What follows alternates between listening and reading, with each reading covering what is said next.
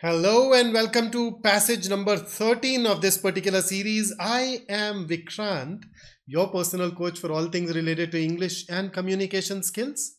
And you and I sit down here together to make ourselves better in different aspects. So this is going to be the 13th passage of the series.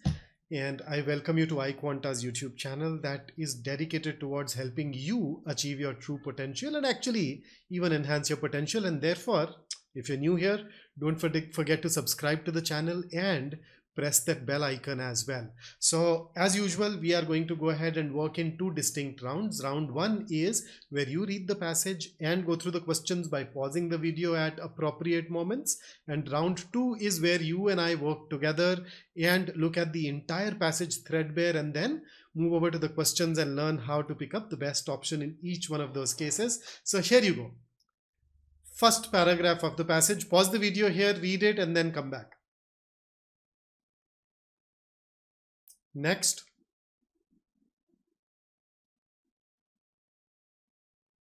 Next.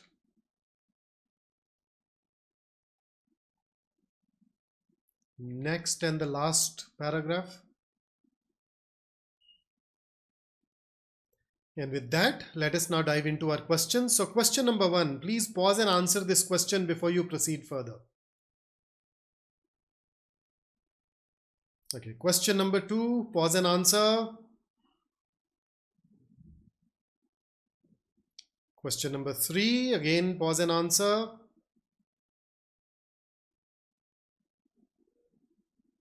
And here is your question number four, the fourth and the last question for you. Are we through with it? Okay, so now is the time when you and I sit down and read this together. Let's start. So it starts with talking about the Chinese. So the Chinese have two different concepts of a copy. Fangzi pin, which are imitations where the difference from the original is obvious. So, I mean, a copy where the craftsperson has not paid a lot of attention in accuracy. So these are small models or copies that can be purchased in a museum shop, for example. The second concept for a copy is Fuji pin. They are exact reproductions of the original, which for the Chinese are of equal value to the original. It has absolutely no negative connotation. So, oh, this is strange, huh? So as long as it is an exact replica, the Chinese do not consider it bad. They don't think that it is in any way less important than the original. The discrepancy with regard to the understanding of what a copy is has often led to misunderstandings and arguments between China and Western museums. So there is a disagreement with respect to what exactly should be considered a copy. So for the Chinese, there is no negative connotation associated with a copy as long as it is a perfect replica. But it appears that for Western museums, even if it is a perfect replica, they seem to have some problem, some issue with it. So let's see. Let's read further. The Chinese often send copies abroad instead of originals in the firm belief that they are not essentially different from the originals. The rejection that then comes from the Western museums is perceived by the Chinese as an insult. So you notice that cultural difference, that cultural misunderstanding here. Then next, the Far Eastern notion of identity is also very confusing to the Western observer. So copy versus original, and now we are saying the very idea of identity is also very confusing to the Western observer. The Ise Grand Shrine in Japan is 1300 years old for the millions of Japanese people who go there on pilgrimage every year. But in reality, this temple complex is completely rebuilt from scratch every 20 years. Okay. The Cathedral of Freiburg Minster in southwest Germany is covered in scaffolding almost all year round. So scaffolding is that frame that you make out of pipes and wooden planks, etc. around a building, next to a building, in order to repair it. So the previous paragraph talked about a shrine, sort of a temple in Japan, and this talks about a cathedral in southwest Germany, which is covered in scaffolding almost all year round. The sandstone from which it is built is a very soft, porous material that does not withstand natural erosion by rain and wind. So I mean, everything erodes, you know, a tiny bit of it gets lost every year. Here in particular, the stone that is used is very soft and porous material. If a material is porous, it means that things, particularly things like water, can go into it very easily. So after a while it crumbles, okay, breaks down essentially. As a result, the cathedral is continually being examined for damage. Okay, so continually, it is not continuously. When you say continuously, it means that something happens without any interruption. On the other hand, when we say continually, it means that they inspect it at a regular interval. So they don't do it every day, they don't do it continuously all the time, but at some fixed regular intervals, they'll inspect the entire cathedral for damage, and eroded stones are replaced. And in the cathedral's dedicated workshop, copies of the damaged sandstone figures are constantly being produced. Okay, then the next paragraph. Of course, attempts are made to preserve the stones from the Middle Ages for as long as possible. So this tells us that those sandstones have come from the Middle Ages, and they do try to preserve it, but at some point they too are removed and replaced with new stones. All right. So fundamentally, this is the same operation as with the Japanese shrine, except in this case, the production of a replica takes place very slowly and over long periods of time. In the field of art as well, the idea of an unassailable original developed historically in the Western world. So it developed historically. So it is not that the Western world had this notion right from the very beginning. It came in later. So back in the 17th century in the West, excavated artworks from antiquity. Antiquity basically means from a very old time. Usually a time prior to the Middle Ages. So these Middle Ages is basically a period of what, 600 AD to 1500 AD. So things which are prior to, older than 600 AD are typically considered antiquities. So in the 17th century, these excavated artworks of that era prior to the Middle Ages, they were treated quite differently from today. They were not restored in a way that was faithful to the original. Instead, there was massive intervention in these works, changing their appearance. So today, you don't do that in the Western world, but back around, if you go back by around 300-400 years ago, you'd notice that it was being done. Okay, then it is probably this intellectual position that explains why Asians have far fewer scruples about cloning than Europeans. Now, what exactly is scruple? Scruples are essentially moral considerations.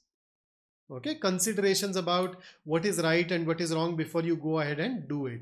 But we are saying that when it comes to Asia, there are no moral considerations involved with involved with cloning.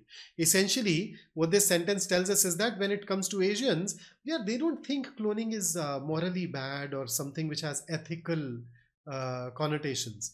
The South Korean cloning researcher Wang Woo-suk, who attracted worldwide attention with his cloning experiments in 2004, is a Buddhist. He found a great deal of support and followers among Buddhists, while Christians called for a ban on human cloning. Wang legitimized his cloning experiments with his religious affiliations. And then what did he say? I'm Buddhist and I have no philosophical problem with cloning. And as you know, the basis of Buddhism is that life is recycled through reincarnation. So that karma, rebirth. In some ways, I think therapeutic cloning restarts the circle of life. Therapeutic cloning, okay, when it is done with the intention of helping somebody medically.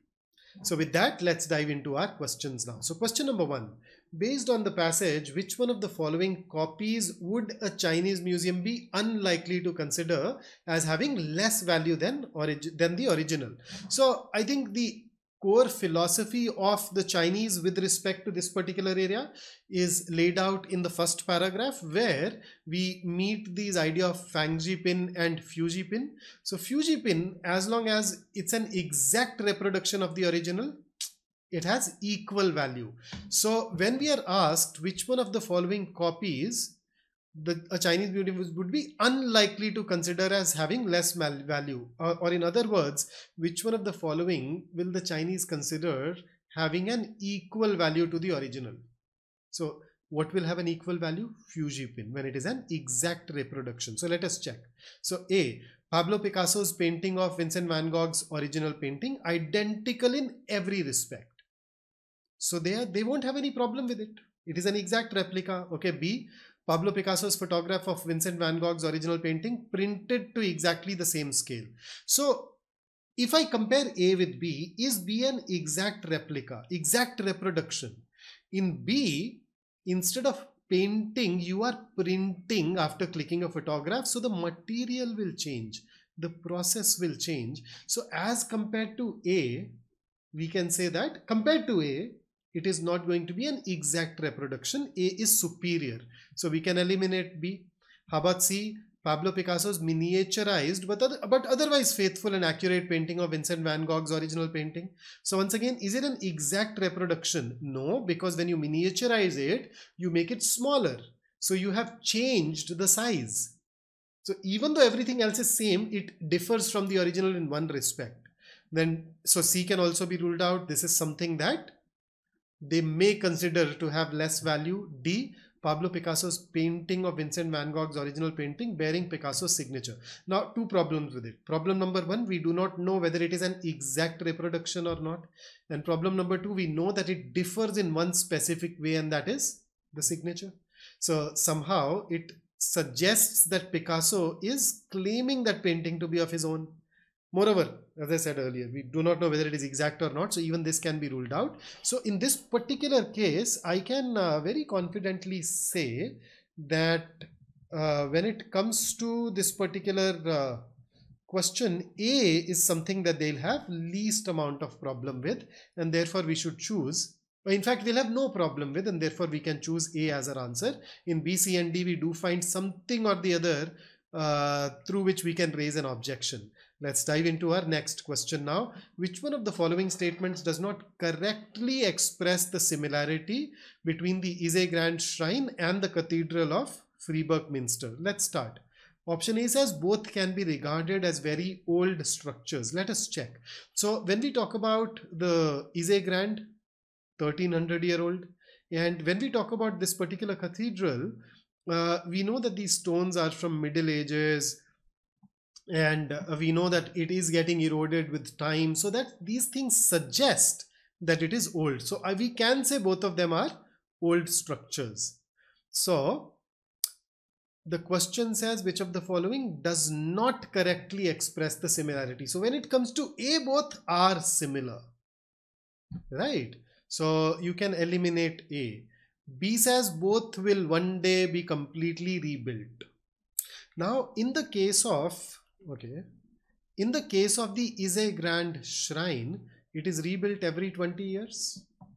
So will it be rebuilt in future? Yes, they rebuilt it every 20 years. So that pattern should repeat. And in the case of the cathedral, you notice, but at some point they too are removed and replaced with new stones. So old stones, once they become eroded, they are eventually replaced. So at some point of time in future, yes, both will be rebuilt. It is just that in the case of Isegrand Shrine, we know that it has also been rebuilt in the past. The cathedral is not. But when it comes to the future, we can be certain that both will one day be completely rebuilt. So this also is something that points to a similarity. Let's rule it out. Then C, both were built as places of worship. So in the case of Isegrand Shrine, it is a shrine which is kind of a temple and therefore a place of worship. In the other case, it is a cathedral. Cathedral is a type of church. It is a very large, more magnificent kind of a church. So a very large building for Christian worship, a very large church for Christian worship. And therefore, we can conclude that both of these are places of worship using our understanding of vocabulary, where shrine and cathedral are pretty everyday, obvious high frequency words. Both are continually undergoing restoration. So continually is frequently, at a regular interval. Now, in a way, even this is true, but here there is an issue. The issue is, we know with respect to the church that they continually check it for damage and then they replace it. So the process is more regular, more consistent in that case.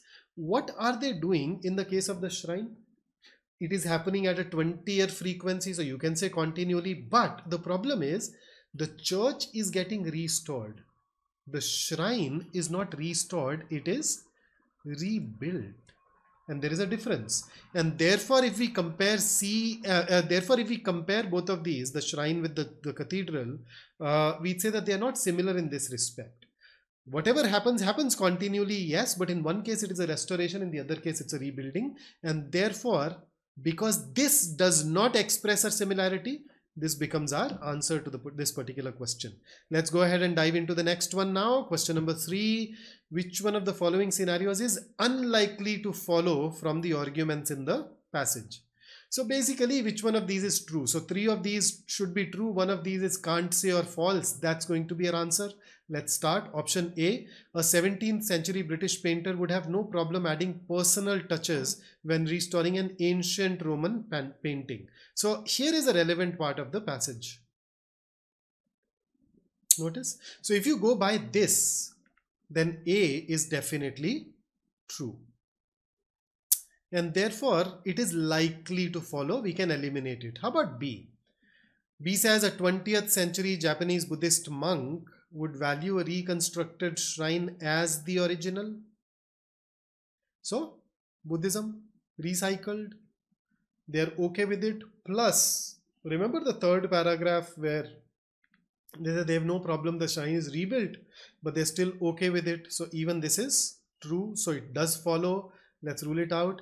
C, a 17th century French artist who adhered to a Christian worldview would need to be completely true to the original intent of a painting when restoring it.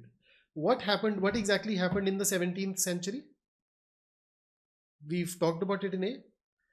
Excavated artworks were treated quite differently. They were not restored in a way that was faithful to the original. So the only thing that option C adds is it is a 17th century artist who is restoring something, but the difference is in C we are not talking about a painting that came from antiquity, plus we are also introducing religion. So back in the 17th century, artists did not bother about it, but within that set, did their religion also influence their behavior when it came to restoring? We don't know. And was that the same thing that they did to a painting which was a contemporary or a recent painting as compared to an artwork of antiquity? We don't know. So when it comes to C, I'd say the label that we apply is can't say. How about D? A 21st century Christian scientist is likely to oppose cloning because of his philosophical orientation. Again, this point is mentioned as a point of difference between the West and the Far East.